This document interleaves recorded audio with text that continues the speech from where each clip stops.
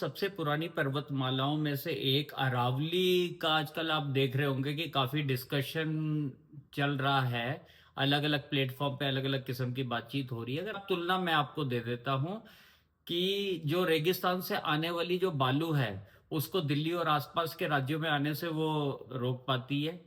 दूसरा, टेम्परेचर जो है उसको 2-4 डिग्री कम कर पाती है। ऑक्सीजन जो है वो अच्छा प्रोवाइड कर पाती है, मगर हमें तो पॉल्यूशन में रहने की आदत है। जो मिट्टी को, पहाड़ी इलाका जो होता है और जो पेड़ होते हैं वो मिट्टी को थोड़ा संरक्षित करके रखते हैं, जिससे बाढ़ वगैरह ये सब चीजों में बचाव होता है।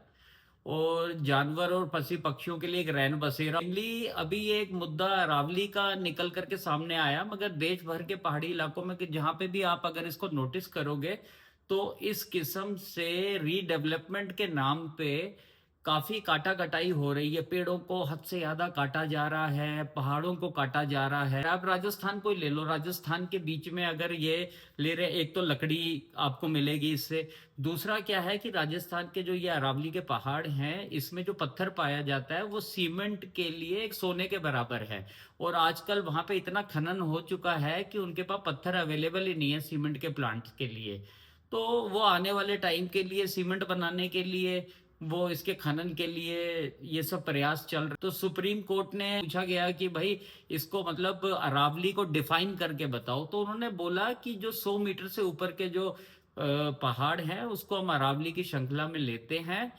और साथ ही दो पहाड़ के बीच में अगर 500 मीटर का गैप है तो उसको भी हम पहाड़ की श्रृंखला में नहीं, अरावली की रेंज में नहीं लेंगे।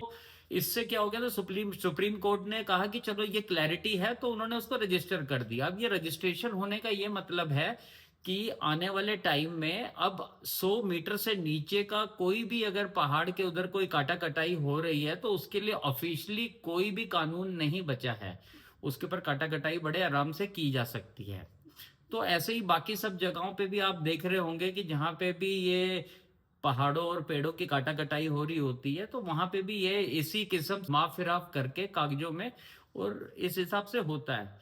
भारत जो हमारा देश है वहां पे अगर आप प्रामाणिकता के हिसाब से देखो तो पेपर की बहुत वैल्यू है। पेपर डॉक्यूमेंटेशन है, उसको बहुत वैल्यू के हिसाब से काउंट किया जाता है। तो हमें इस बारे में सोचना चाहिए और इसको, इस मुहिम को आगे बढ़ाना चाहिए कि इस किस्म की चीजें अरावली में तो होनी ही नहीं चाहिए। अरावली की जो पर्वत श्रृंखलाएं हैं, बाकी और जगह की भी जो पर्वत श्रृंखलाएं हैं, जो पेड़ों की कटाई हो रही है, इन सब चीजों को भी हमें रोकना चाहिए। जय हिंद।